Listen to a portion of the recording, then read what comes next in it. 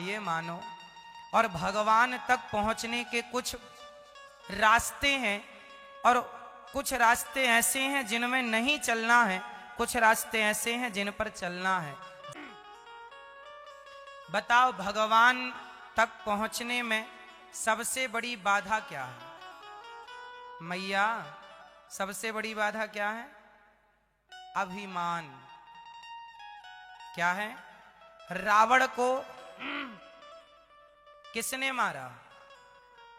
भगवान राम ने या रावण के अभिमान ने? कंस को किसने मारा? कोई किसी को नहीं मारता साहब, व्यक्ति का अभिमान उसे मार डालता। भगवान का सच्चा भक्त जो होगा ना मेरी मां, वो कभी अभिमान नहीं करेगा। अभिमान सदा के लिए त्याग दो। किसी का नहीं चला, आपका और हमारा चलेगा? अभिमान, ये मेरा है, ये भी अभिमान है। जब भगवान श्री कृष्ण को मैया यशोदा बांधने लगी ऊखल से, भगवान ने एक दिन मां से कहा, एकदा गृहदासीसु यशोदानंद गेहिनी कर्मांतर नियुक्तासु निर्ममंथ स्वयं दधी। एक दिन मैया दही मंथन कर रही हैं। छोटे से कन्हैया दौड़ के गए, मैया दूध पिला दो। मैया ने कहा, लाला भी तो दूध, तेरे लिए ताजा ताजा मक्खन निकाल रही हूं, मक्खन लेना, दूध की क्या जरूरत थी? नहीं मैया, दूध पीनो है। मैया ने अपनी मछानी वहीं बंद की और भगवान को दूध पिलाने लगी। जब मैया यशोदा दूध पिलाने लगी ना, तो चूल्हे पे चढ़ा हुआ दूध उफनने लगा। मैया ने कन्हैया को पिलाने के लिए गाय का दूध पका रही थी, उफनने लगा। मानो दूध ने भी सोचा कि मैया तो अपना दूध पिला के पेट भर देगी, तो अब मेरा जीवन किस काम का, मैं भगवान के काम ना आया। तो दूध भी उफन उफन के आग में गिर रहा था, मतलब अपनी हत्या कर रहा था। अब जी के क्या करेंगे, मैं तो काम आ ना सका भगवान के, तो दूध भी अपनी आहुति दे रहा है प्राणों की। मैया यशोदा कन्हैया को उतार कर दूध उतारने चली गई। कन्हैया ने घर की सारी मटकियों को तोड़ दिया। अच्छा, मैया ने कन्हैया को छोड़ दिया किसके लिए? दूध के लिए। चूल्हे में चढ़ा दूध। मैया आई तो भगवान ने सारी मटकियां तोड़ी। अब भगवान भागे, छिप गए। मैया बोली, दारी के आज तो कुं पकड़ के ही रहूंगी। तब भगवान भागे। जो भगवान पूरी दुनिया को दो पग में 52 भगवान बनकर नाप लेते हैं, वो भागेंगे तो यशोदा मैया पकड़ सकेगी?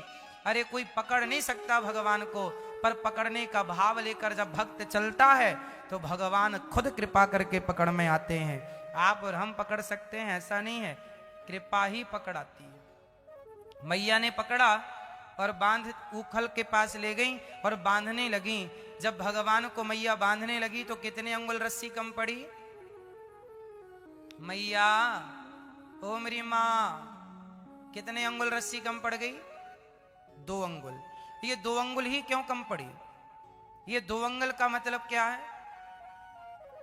2 अंगुल का मतलब है अहमता और ममता। मैं अरु मोर तोरते माया, यही तो माया है, मैं और मेरा। ये अभिमान था मैया को कि मैं बांध रही हूं, तो 2 अंगुल रस्सी बार बार कम पड़ जाए, बांध ही ना पाई मां यशोदा। भगवान को बांधना है यदि प्रेम की रस्सी में, तो क्या त्यागना पड़ेगा मेरी मां? अभिमान। अभिमान कैसा? मैं कुछ हूं, मैं, आप मुझे जानते नहीं, मुझे पहचानते नहीं, ये भी तो अभिमान है। आप जानते नहीं मैं कौन हूं, ये जो अभिमान है, जब तक इस अभिमान में रहोगे भगवान कभी नहीं मिलेंगे। इसलिए मैं कुछ नहीं हूं। जब मैं था तब भगवान नहीं थे, अब भगवान है तो मैं नहीं। एक ही हो सकता है, या मैं या भगवान, है ना मेरी मां? तो आपको क्या त्यागना पड़ेगा मेरी मां? अभिमान त्यागना पड़ेगा, अभिमान छोड़ना पड़ेगा। और जब आप अभिमान छोड़ देंगे तो भगवान मिल जाएंगे। हमें अभिमान मिलने नहीं देता। आज देखो ना कितना आदमी के पास जरा सा पैसा हो जाए छाती फुला के चलता है ऐसा। आम के पेड़ को देखा होगा, आम के वृक्ष पर जितने पेड़ पर फल लगते हैं ना, आम उतना ही अकड़ जाता है कि झुक जाता है। उसका पेड़ झुकता वही है जिसमें जान होती है, अकड़ खास मुर्दे की पहचान होती है। अकड़ता तो मुर्दा है, इसलिए झुकना है। क्या करना है मेरी माँ? झुकना है। और झुकता कौन है? अभिमानी तो कभी नहीं झुक सकता। आपको भी अभिमान यदि है तो त्याग दीजिएगा। एक सज्जन हमसे बोले, महाराज जी हम मर जाएंगे तो हमारे बच्चों का क्या होगा, परिवार का क्या होगा? कई बार आप लोग भी यही सोच सोच के अभी तक नहीं मरे कि बताओ हमारे बाद हमारे परिवार का क्या होगा। आप देखो आराम से मरो, किसी का कुछ नहीं बिगड़ना है। सही है? बिगड़ना है। दादी मर गई, बताओ आपके घर का कोई काम रुका?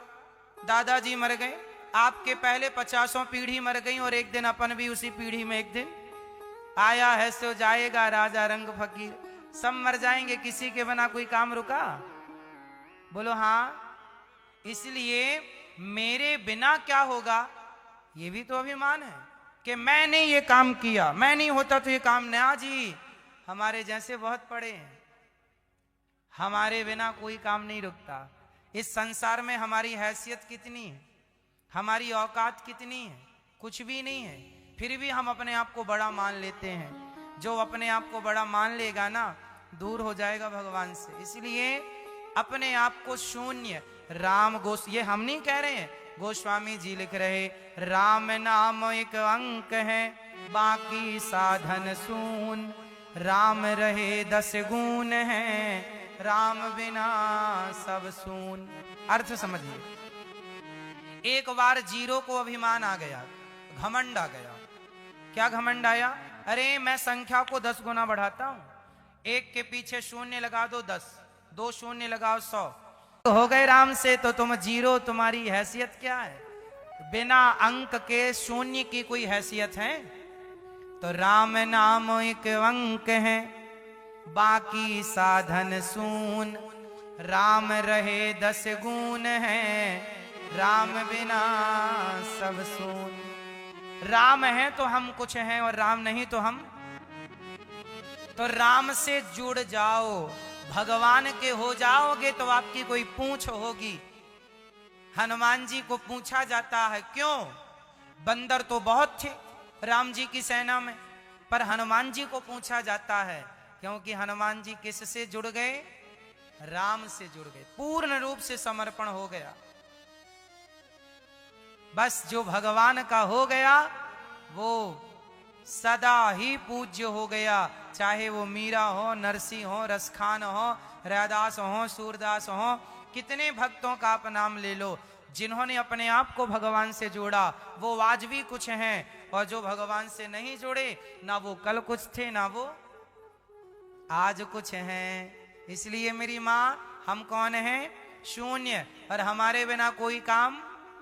अब आप सारा मन सबसे हटा लो और भगवान में मन लगा लो। अच्छा, हमारी स्थिति कुछ ऐसी है, समझो। एक प्रश्न पूछूंगा, उत्तर दीजिएगा। एक बैलगाड़ी जा रही थी और बैलगाड़ी के नीचे नीचे कुत्ता चल रहा था। कुत्ते ने गधे से कहा, गधा बगल से निकला, कुत्ते ने गधे से कहा, अरे गधा सब ठीक है? गधे ने कहा कैसे? बोले ये गाड़ी हम चला रहे हैं। गधा बोला तुम नहीं चला रहे हो, ये गाड़ी बैल चला रहे हैं। कुत्ते ने कहा कर दी ना गधों वाली बात, तुम गधे ही रहे। अरे ये गाड़ी हम चला रहे हैं, ये हमारे बॉडीगार्ड। गधा बोला अच्छा तुम चला रहे हो बैलगाड़ी तो रुको, स्टॉप। कुत्ता रुका, गाड़ी अकस्मात रुक गई। गधा बोला चलो, कुत्ता चला, संयोगवश गाड़ी चल पड़ी। अब आप बताओ गाड़ी कौन चला रहा था, कुत्ता या बैल? जोर से ये मैया बताओ मेरी माँ, कौन चला रहा था?